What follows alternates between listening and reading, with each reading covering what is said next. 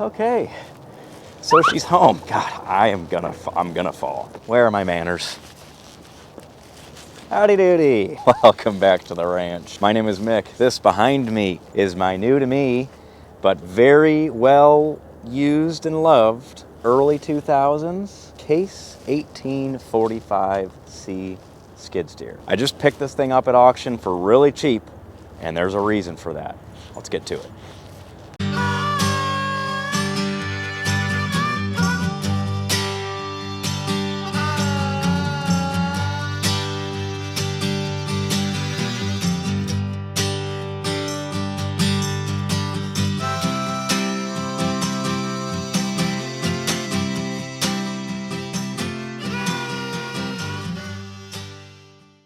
All right, let's see if we can get a little cold start in. If you're not familiar with this truck, it is a deleted 6.7 Cummins.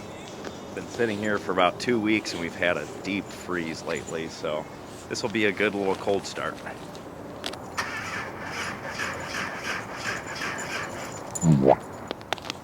Batteries.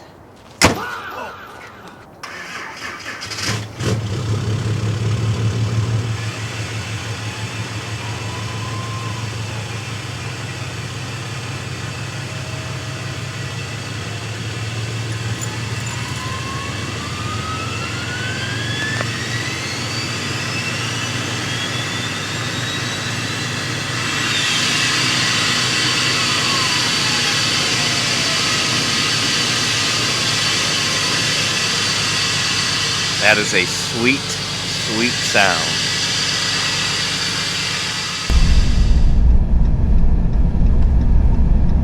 Not making that turn.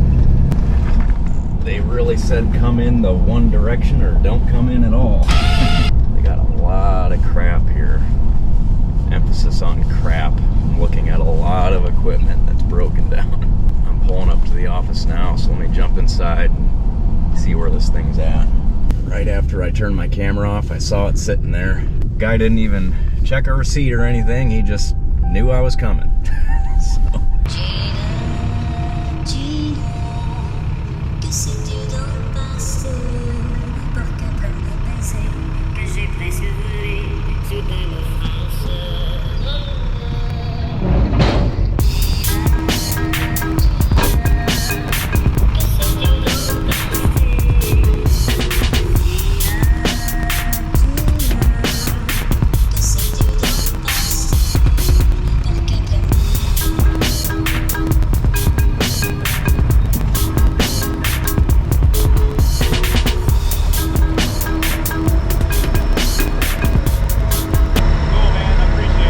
Cool, man, I appreciate it.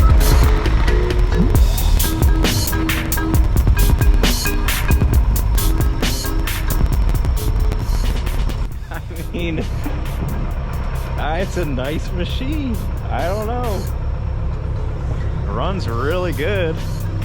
He said the battery was a little low, so I'm gonna let it just kind of run here while I'm loading it, while I'm chaining it down.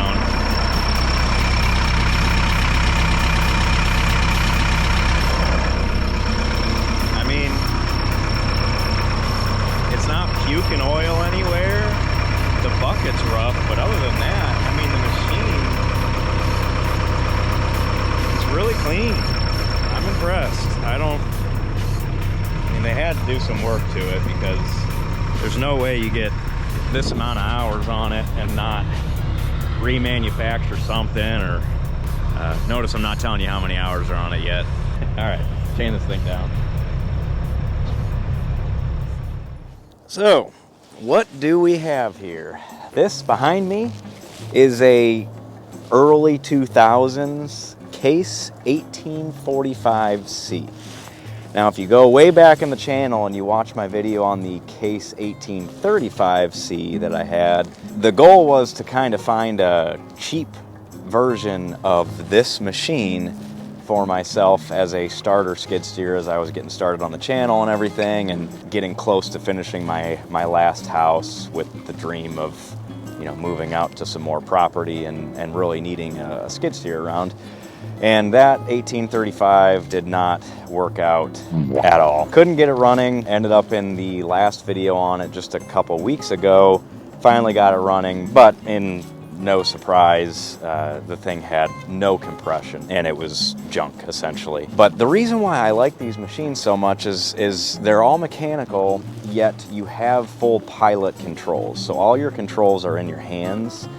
And there's something about my hand-eye coordination that just doesn't work well with a standard skid steer function being hand and foot controls. I've just never been all that good at it. I've always had better control in my hands. This is a cheaper alternative to a full pilot control machine, you know, a modern electronic joystick style, which I would still like to get into, but this is a good interim. So, question that I'm sure you're asking yourself, and I probably put this somewhere in the title or thumbnail, 10,000 hours. Not quite, but there is just over 9,000 hours on this machine. If you know anything about diesel equipment, 9,000 hours, especially on a skid steer, is a lot. That is a very high hour meter. Usually by that time, you're remanufacturing something, whether it's the engine or the hydraulic pump or injection pump or something. You're usually getting into major repairs at that point. So with the condition of this machine, what I'm seeing just off the bat, it's in pretty tight condition, as they say. So I'm interested to look into this thing and see if I see any reman tags or any signs of things being replaced. Because again, for 9,000 hours, I'd be very surprised if this is all factory. The one thing that definitely does scream 9,000 hours are the wheels and tires. They're all mismatched and in really, really poor shape. Unfortunately, I don't have replacement wheels for it, but I do have a set of 6 tires sitting back there. They are a step down on size. These are 12 16 and a halves. Those are 10 16 and a halves. They should fit just fine. I am gonna jump up here and bring you guys along for the ride as I see this thing for the first time. Before I do that, I need to get inside and edit tomorrow's video because I'm way behind. So we're gonna get this thing off of the trailer tomorrow. I'll see you then. All right, still got a little bit of daylight left today. It's a shame, it was a really nice day. Sun was out. Cold, but nice, not too windy. Let's get this thing off the trailer. I would like to jump to the back of the property. I have a quick attach plate that I can put a set of forks on for this thing. Essentially what I want to do is just get this thing in front of the garage and start stripping the tires off of it. I'd like to start getting my eyes on this thing. I did take a peek underneath. Now that it's sat a night, I looked under the trailer and there's no leaks that I can see. I'm intrigued. I gotta look into this thing to see what's going on. I'm still baffled by the hours. So anyway, let me find my key and let's see if this thing will start. I haven't checked the battery or anything, so we'll see.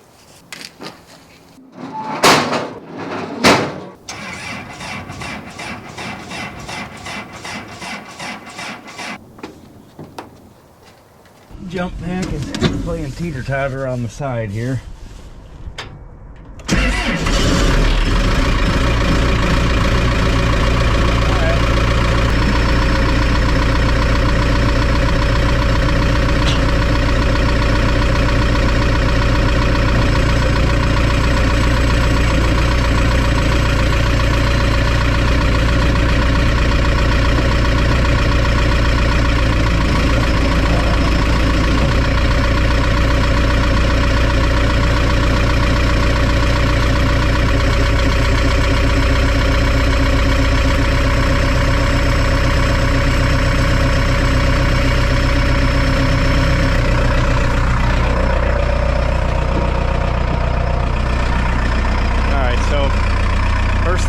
Fix before I do anything is the throttle cable was off when I brought it home. I noticed that when I was trying to shut it down yesterday.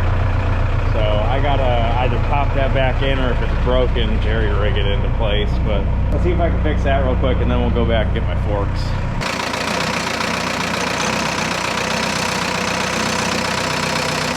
Replacement pin, of course.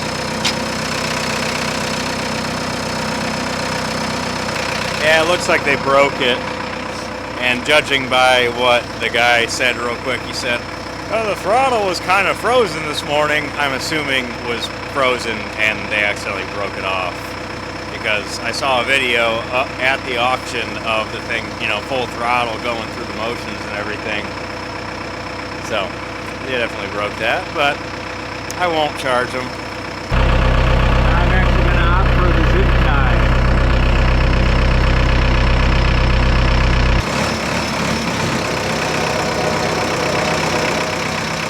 That'll do it for now. All right, go get my forks.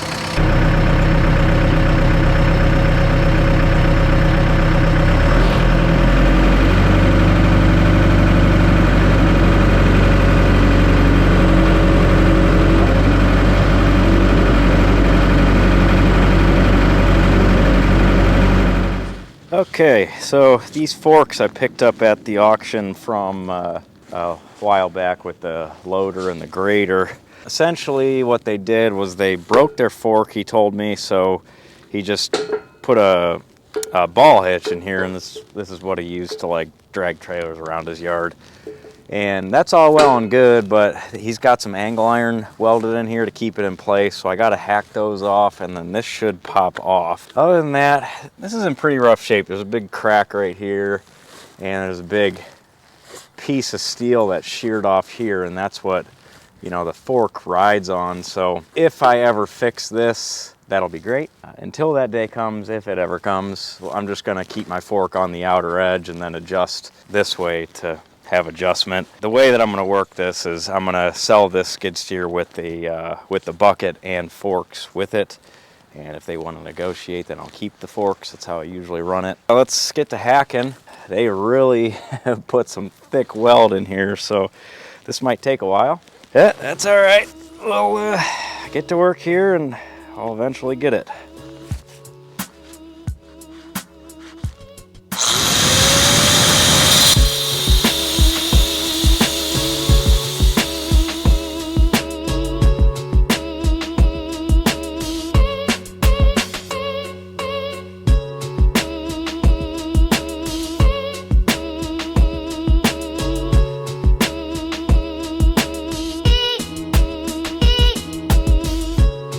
Don't judge me for the claw hammer, it's all I got. My other hammers are in the trailer back there.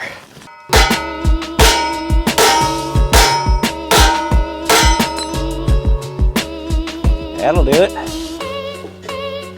Okay, might as well pop this fork off and then get the other piece of angle after. Okay, there we go.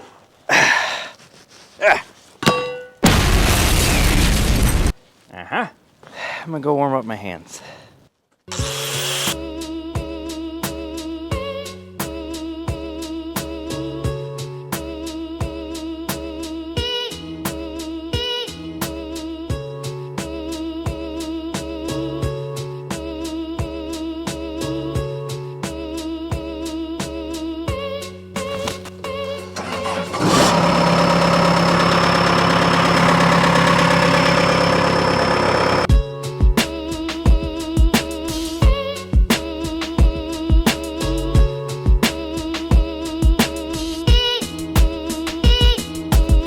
Yeah, definitely need work, but just how they are right now, they'll do the thing.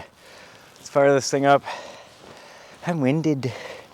Get the tires off the trailer, that way I can get the trailer out of the way. And then we'll drop the forks again, and then we can actually get to work on the skid steer. Cool.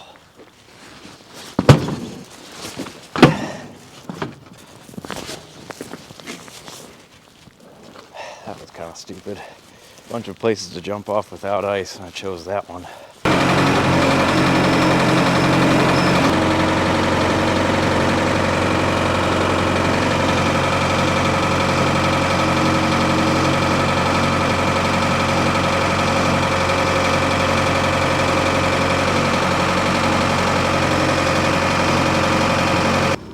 I changed my mind. I was going to park that thing, but I actually want to run back to the trailer with it. Bring up my tool cart maybe a couple tools just to kind of get me started, you know, moving into this garage for the winter. I'm gonna move some stuff around and I'll get back to you here. All right, I say we take a quick break on working on this thing for a second and move into what I titled the video. Let's take a once around this thing and just see what a skid steer with near 10,000 hours looks like. So basically what I want to go through is what you can expect if you are buying a skid steer on a budget and you're looking at a high hour machine. Now, the Case 1845C is known to be a very reliable skid steer, and really the reason for that is because of the running gear and how this thing operates. To its core, it is a mechanical machine. There is nothing electronic about it. It runs off of a Cummins 4BT engine, which that in itself is a huge selling point for a lot of people. The 4BT Cummins is known to be reliable. They are plentiful. They're everywhere. They're in trucks, equipment, you name it.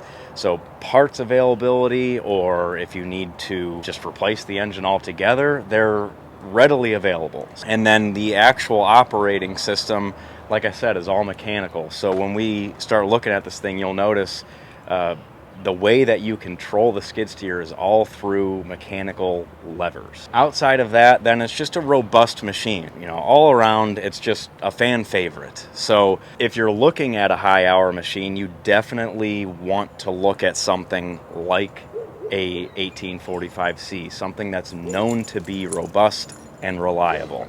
If you're getting into a high hour machine and you're dealing with electronics and computers and whatnot, that can really lead you down a rabbit hole when you're looking at troubleshooting issues with it. So with this, if you're troubleshooting issues, it's relatively simplistic.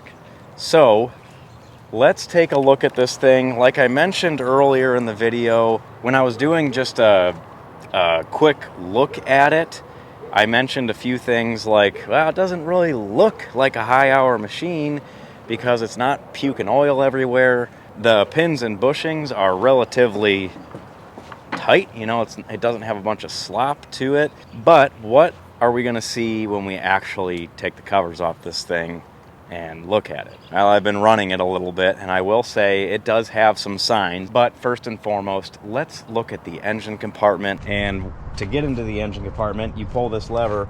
However, there's an aftermarket latch here, which looks like it's missing a pin. I'm not really sure what that's for. The door isn't all kinked up or anything, so I'm not sure why we need this, but I did realize after removing it, it does drop a little bit, so maybe they put that on there because the hinges are a little worn out and it holds it in place and a little up. You know, taking a peek here, radiator's in good shape. It's not rusting out. I don't know if these are aluminum or what, but taking a peek down the engine compartment here, engine from the top side is relatively clean, so that's good. Oil checks out, probably a little bit dirty, so could use a service here, but overall it's fine to run for now. Looking down here, definitely a newer starter. It looks like we have a block heater attachment there.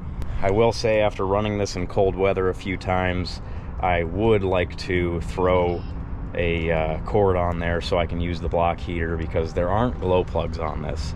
It does have a ether starting mechanism, which I've never seen before, but it looks like this plumbing here gives you a shot of ether when you hit that button right there. It says ether starting aid. I'm sure that's not functional at this point, but regardless, it's there. On this side of the engine, you do see a little bit of oil weeping. Nothing out of the ordinary for a Cummins, you know. It's still relatively clean. Like I mentioned earlier in the video, it wasn't puking oil all over the trailer. So all in all, good news when we're talking about the engine. So all in all, I mean, that's all I can really say about the engine from a cosmetic standpoint. It fires right up. I really have nothing on the exterior that I could say that is screaming, hey, this is a big issue. Moving into the hydraulics of it, I could tell while operating it, Everything's nice and strong. The hydraulic cooler here, oil cooler, is in good shape. You know, a couple fin dings and dents, but that's to be expected in any machine. You know, this all looks to be in good shape. Hoses look to be in good shape, nice and pliable. This is my drive pump down here. That's not puking oil everywhere. It's a little damp, like I said. Everything's a little bit damp. Let's pull the seat off and see if we could see the controls. Just like everything else on this machine, you know, nothing's really bolted down that doesn't need to be. Everything's just kind of sat in place. There's a lot of things missing, which is definitely something that you can expect out of a high hour machine. You know, things like putting the seat in and out, those bolts get lost over time. And, you know, I would probably do the same thing. If I lost the bolts to latch in the seat, I wouldn't really care much. Yeah, if you're working in a terrain where you're at risk of tipping the machine over and you want to properly buckle into place, then yeah, you got to bolt the seat down, but this one isn't. So getting into here, again, same story. You've got a little bit of oil shown everywhere. Could use a good pressure washing, but I'm not getting a bunch of oil sitting at the bottom of all that gunk down there. All in all, you know, everything looks to be okay here. This U-joint down here is tight, doesn't have a bunch of slop in it. No frills here either, you know. Again, the general note is everything just kind of looks like it's got a little exterior film of grease and oil on it, but nothing that's screaming, hey, I need seals replaced or something like that. While I'm sitting here, I'll say that my key and my dashboard display here, the lights function, but none of my dummy lights here are hooked up. My fuel level, my engine oil warning, my engine temp warning, battery warning, you know, all of that, the wiring needs addressed. So hydraulics are all right, not the best, but all right. A little bit of wiring issue, but nothing that's going to keep it from functioning, again, because it's an all mechanical machine. So what about the pins, bushings? Like I said, I kind of kicked it here, and you can tell it's got some play in it, but it's tight enough to run. Really, my only complaint is these springs that hold open my quick attach pins don't hold up.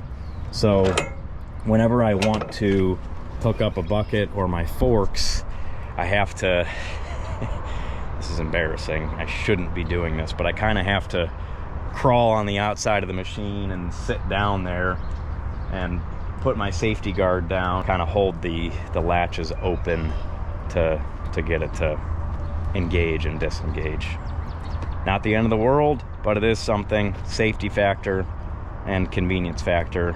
It'd be nice to get a set of replacement springs to hold these open.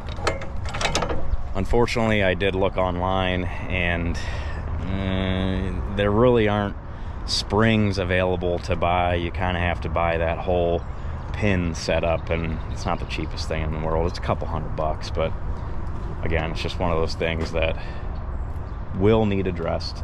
So there you have it. Just over 9,000 hours on this thing, and yeah, it's still perfectly usable. A couple things need addressed, but at the end of the day, your big ticket items are your engine and your hydraulic pump, your final drives. With all of those perfectly functional, I would say that for what I paid for this, which was about $7,000, I got a good deal, I think. Whether you're deciding that you want more machine for your dollar, so you're going to go for a more high hour machine, just keep those things in mind. There are definitely some hidden gremlins that you're going to run into. That's my opinion anyway. And there's the girl running right around the corner. Hey, do you want to be the star of the show for a second? Come here. Hello, mama. So those of you that know me know that I am a dog lover, animal lover through and through, but, you know, dog lover.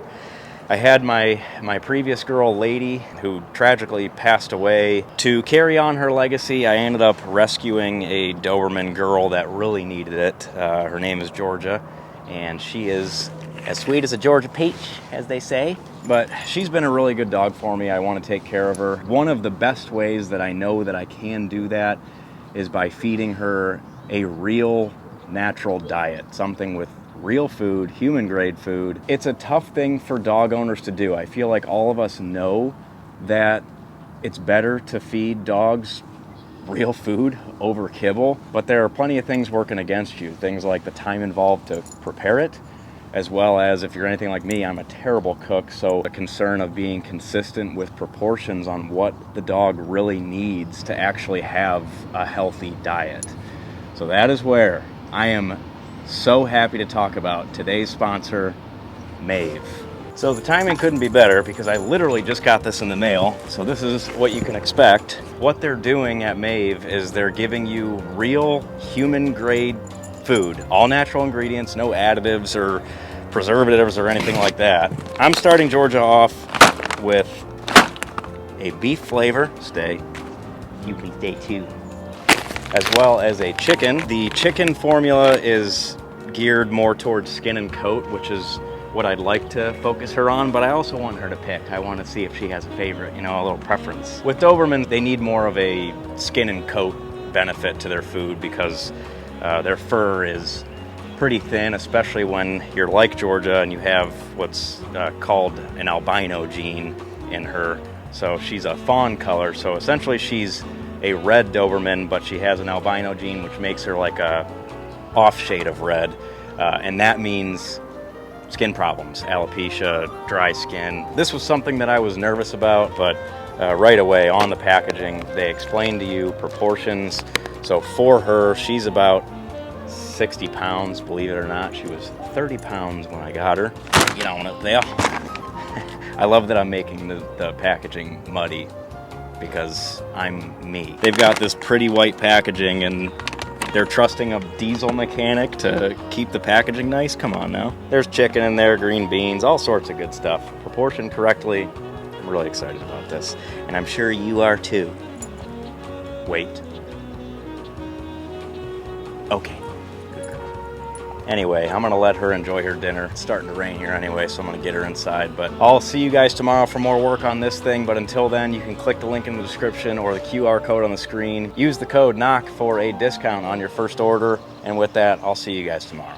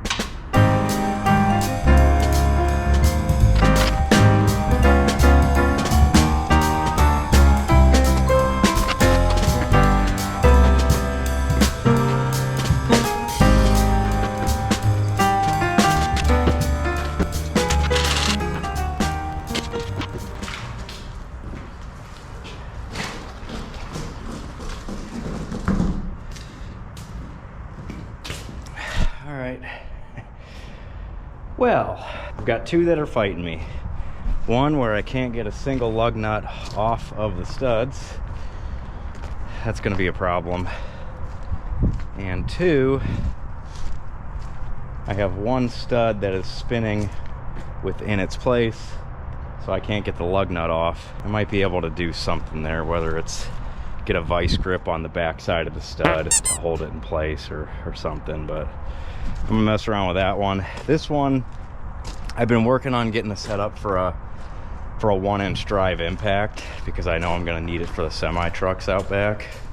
So put it in right here. So I'm working on setting that thing up. I just need an adapter because I don't have a big enough compressor to really run that thing. So I'm stepping bits down, and it's actually going to be coming from a 1/4-inch port, but the hose will be up to size. So I'm hoping that'll just be, you know, enough air just to make that thing work. Even if it's at half capacity, it'll still have more oomph behind it than my Makita Impact. So, all right, let's see what I could do about getting that last tire off, and then the other one I can deal with another day. You know, if I could start breaking these down today, that'd be cool.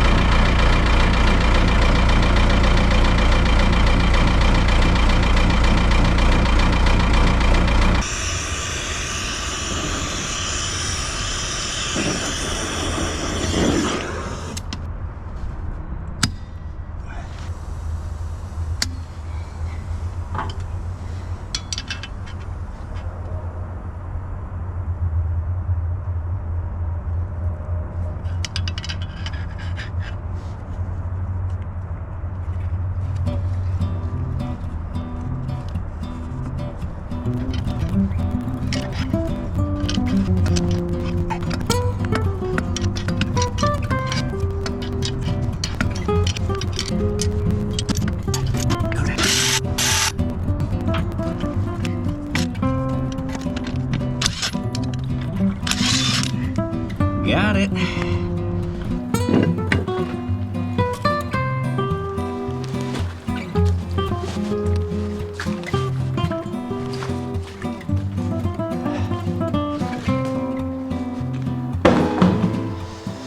So here's the tires. I'll work on the third one another time. Right now, I'm just interested to see with how thick wall these are. I don't know if I can even do these by hand. I haven't watched any sort of videos or anything. You know, I've changed semi tires before, but with these, they're really compact and really thick. Regular tire changing spoons, you know, I don't know if this is even going to be possible. If it's not, then, you know, maybe I'll go back to the drawing board. I could sell those and just buy a whole new set with wheels included, because these wheels are pretty rough. But nonetheless, we're going to give it a shot. So what I'm going to do is get all the air out of these things. So I'll pull the valve stems. After that, I've got my tire sledge here. See if we could break the bead. And if we can't, then we can't. So, I don't know. I'm just winging it. Let's see if we could do it.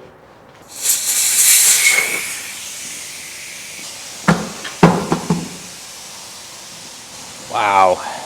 There's a piece of rebar welded onto the back of this one. It looks like they chipped off or ground off the bead edge of the tire, like this thing, and welded a piece of rebar to reinforce it. Ooh, that's not good. It's not a good sign. This thing's kind of ground down in the same fashion.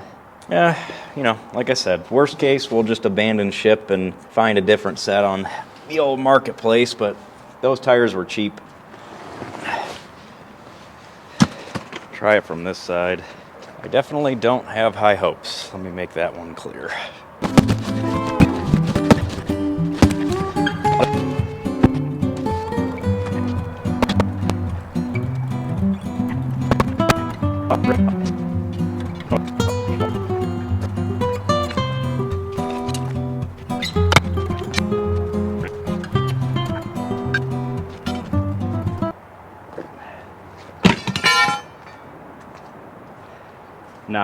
Not even a slight chance.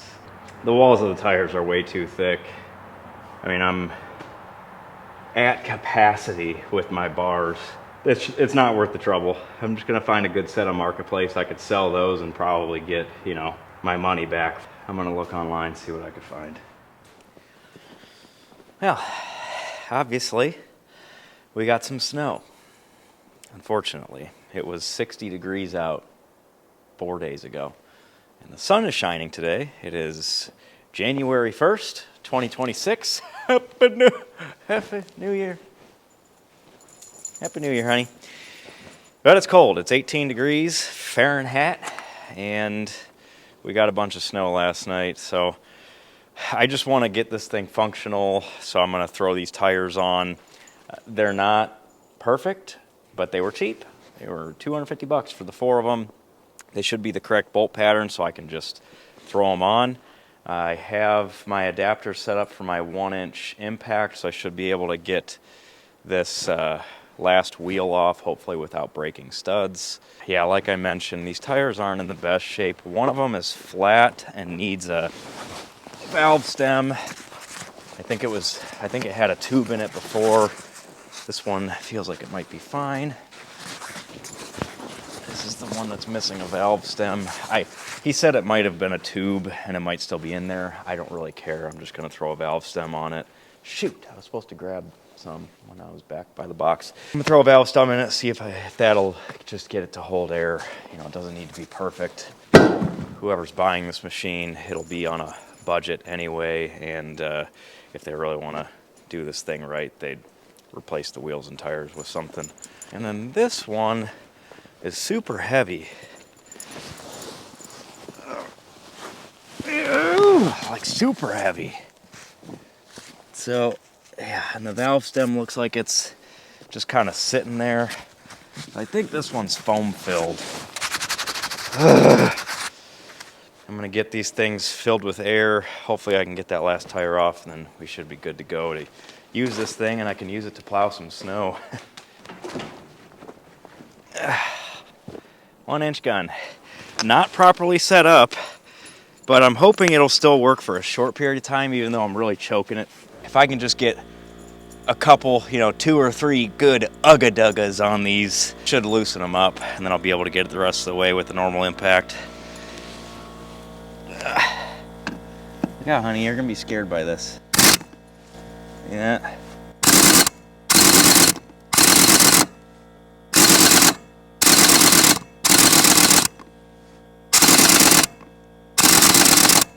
I think it's going. It'll just be a slow process, so sit tight. We got 8 lugs to go. I think while I wait on the compressor to keep up, because I only get 150 PSI out of that thing, I really need a bigger compressor. I'm gonna bring my torch out here and just start heating up the lug nuts.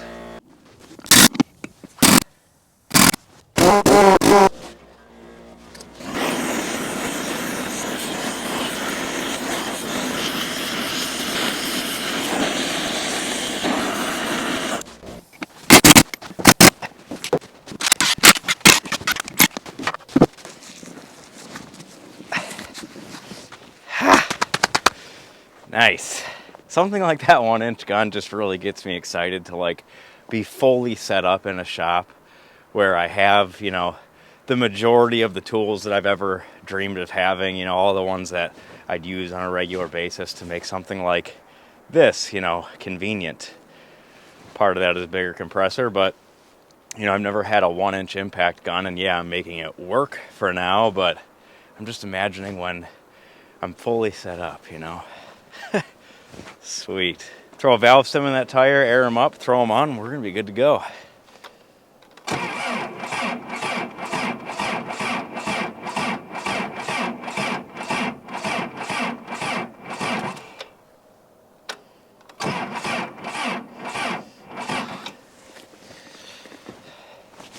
Figures.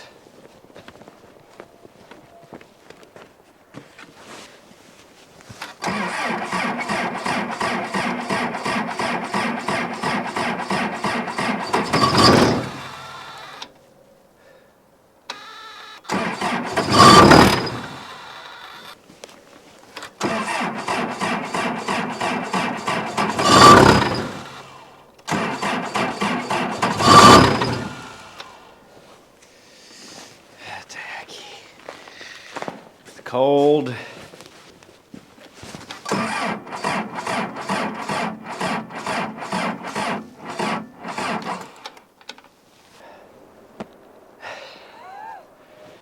My next dilemma, do I end the video here? All I was gonna do was drop it on the ground, start it up, put the bucket on it, and ride away into the sunset, me plowing snow, and end the video.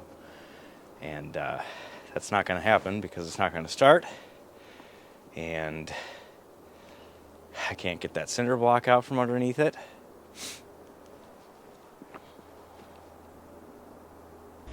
This could be part of my problem.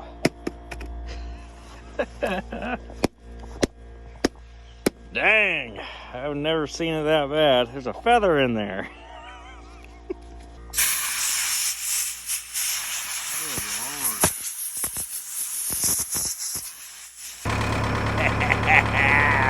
You just gotta let her breathe, that's all.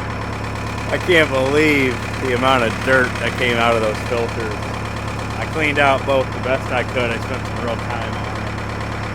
Yeah, sure, the right thing to do is, you know, replace the both primary and secondary filters. But I ain't gonna do that. Clean them out real good. I need to get this driveway plowed, so I'll let this thing warm up for a bit. Plus, it'll charge the battery.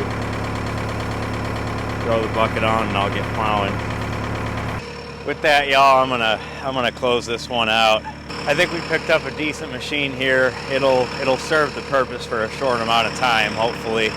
Once I get a valve stem that fits, I'll pop it into that other tire and swap the back two out.